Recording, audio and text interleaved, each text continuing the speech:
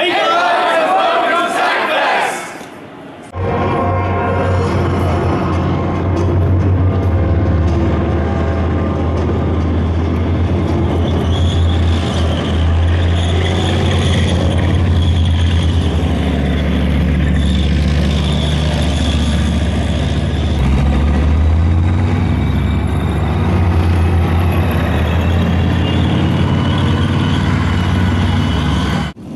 So after those amazing leopard ones, we managed to see a display from the White Helmets, which are a motorcycle thrill team. Oh, there's fire involved. It's very dangerous. That one shocked me a little bit there. A bit of a flinch on the camera. Not quite related to tanks, but it added a bit of variety in between these steel behemoths. To describe what's going on here. So it's just going to move into position when you get overwatch over the side where this bridge is going to go in. You can see an impressive vehicle, crew of 4, armed with a 120mm rifle barrel with a range of out to about 5 kilometers and really, really good optics, which is going to use the maximum effect in this operation. Let's see what happens next.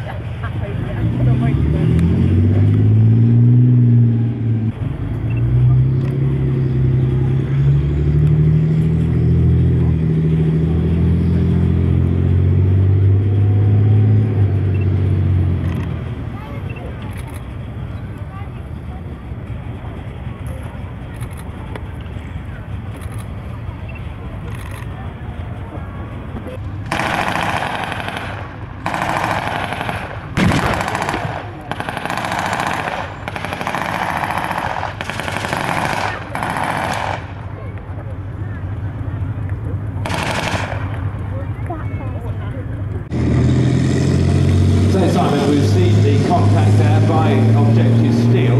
Can you just explain what's going to happen now?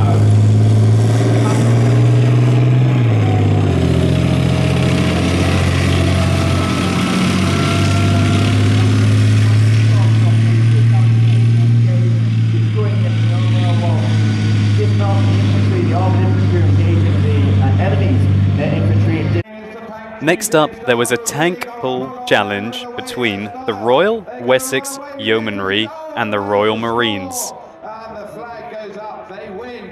We'll get a time in a moment. Come on, you Wessex Yeomen and you Armoured Trials Development Unit staff. You're way off the pace today. And there is the flag down. We'll get the scores in just a moment.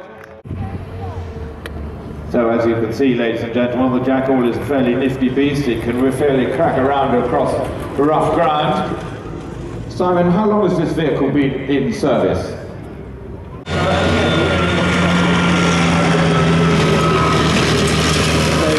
We know that the 3 regiments are going to be a quick physique.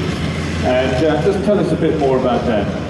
Ladies and gentlemen, we see Titan now coming in at considerable speed for such a large vehicle.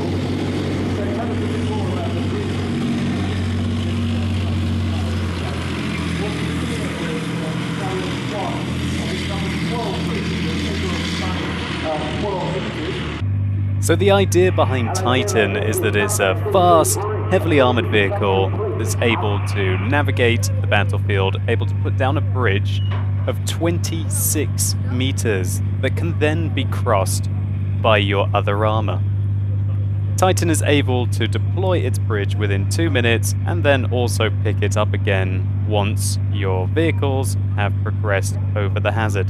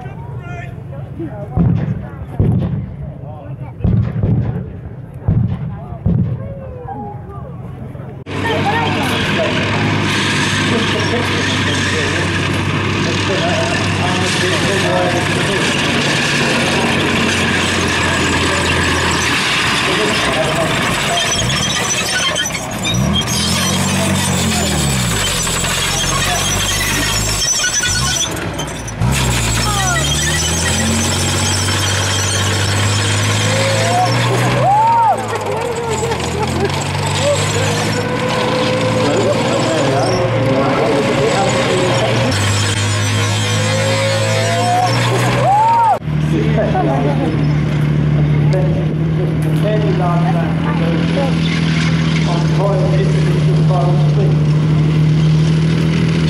So for this tank, there's a heavier tank. And so we need to put the turn roll.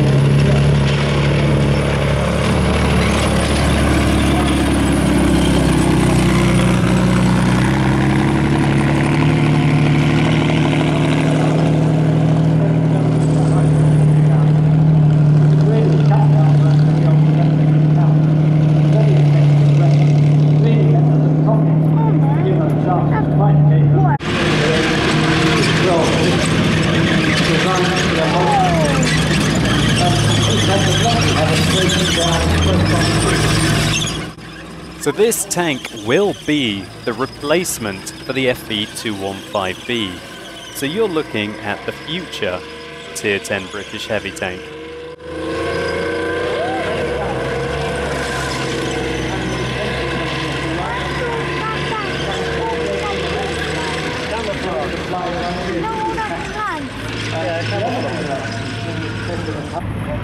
Passion there was.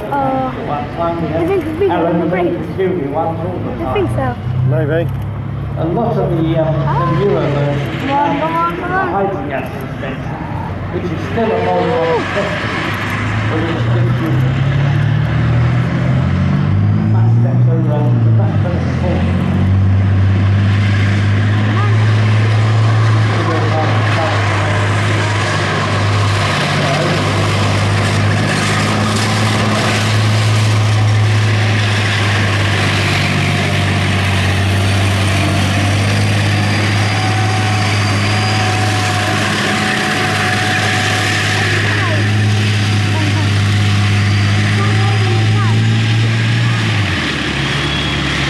But they do have the great advantage ballistically of deflecting incoming shot, and also making the vehicle look very low and inconspicuous.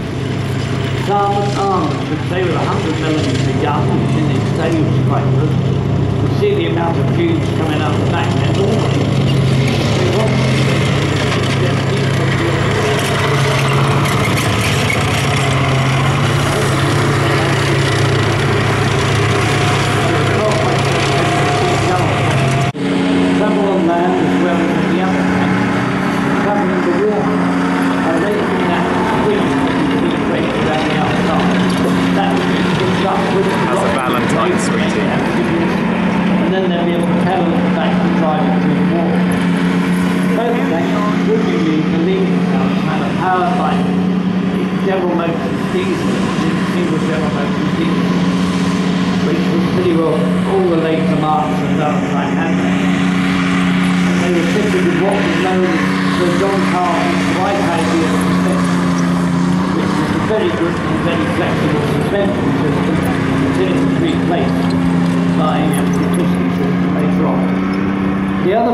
Following the two Valentines is actually the Daimler Dingo Scout. It's really rather overshadowed like nowadays, it gets overlooked. But it was a viable fighting vehicle in overlife and the Germans used many of them. After the war, they continued in production for the Czechoslovakian army, and then later on went into service with the Swiss army with the G-13. And many of the heads, as you'll see, it shows on the front.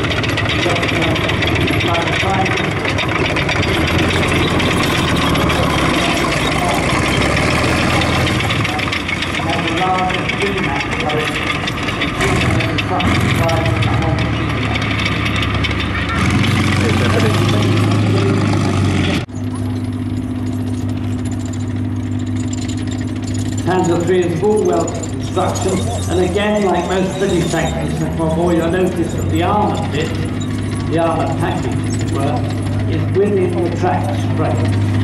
And inside, so it just has tin work for the mud guards off the side. So an anti-aircraft like machine gun, notice also we have two doors on the side. They're mainly for ventilation. The crews are down posing and then staying.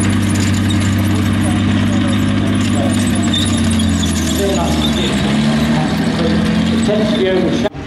It's powered by a V12 that comes 600 horsepower, 650 horsepower Maybach engine, fitted with torsion bar suspension, but the Germans at this time decided that in order to spread the weight, the tank weighs over 56, 57 tons, they will interleave and overlap the road. So although you've got 8 axles per side, the tank's to 8 torsion bars, the wheels are triple on each axle.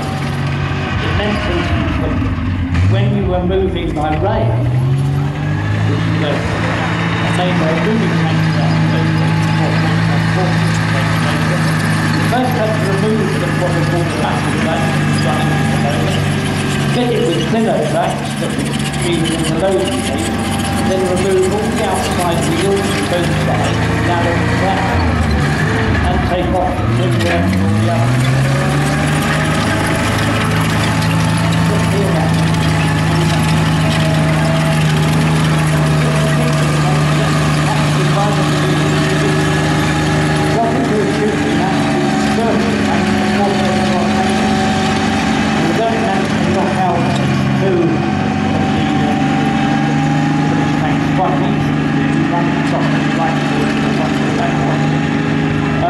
Tiger, in the end, was struck around him beneath the gun at the front.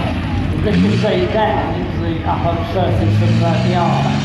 So although the tank has this incredibly powerful armour on the front, 102mm, it's reduced to 82mm on the sides, but on the upper surfaces, like the deck and the underside of the hull, it's only 26mm, therefore quite ornate. You literally, as much as you'd like, you can't have thick armour everywhere.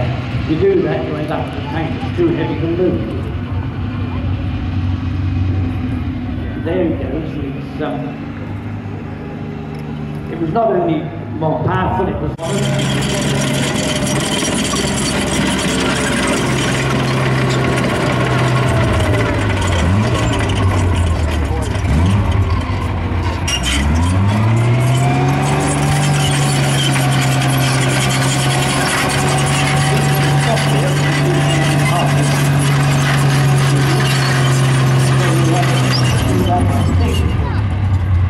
come to the end of the vintage tank display for this year. Ladies and gentlemen, a big round of applause please to David Fletcher, who's given such a wonderful description of all the vehicles that you see. David, thank you very much indeed. He founded Wargaming in 1998 and in 2010 launched World of Tanks, now the most popular ever tank game in the world. Last weekend, the wargaming community took part in a fundraising event to support the preparation and restoration of vehicles involved in this Tankfest. So for the special donation packages that were sold, 75,000 euros was raised and presented to the museum. According to the World of Tanks EU website, it's going to go towards renovating a Comet, an M4 Sherman, and the marking on the gun barrel might be very interesting for you, which hints at a movie that will be released in the next couple of months. I personally thought this was a great idea. We still get gold and we still get premium time, but the proceeds go towards restoring such an important part of history that we all know and love. That's win-win in my opinion, and hopefully Wargaming will do fantastic events like this in the future. So anyway guys, I hope you enjoyed this video footage of real tanks in action. It was my second time at Tankfest and it was none the less impressive. And I wish you all the best of luck in getting down there yourself, and then I'll definitely be there next year. I had so much fun, especially meeting about 500 of you this year, that I will be there in 2015 for sure. Anyway guys, I hope you enjoyed this video. If you did, please do consider rating it down below. It'll really help the channel out. And let me know in the comments below what you thought about seeing all of these tanks that maybe you're only just playing around with in reality. Anyway, as always...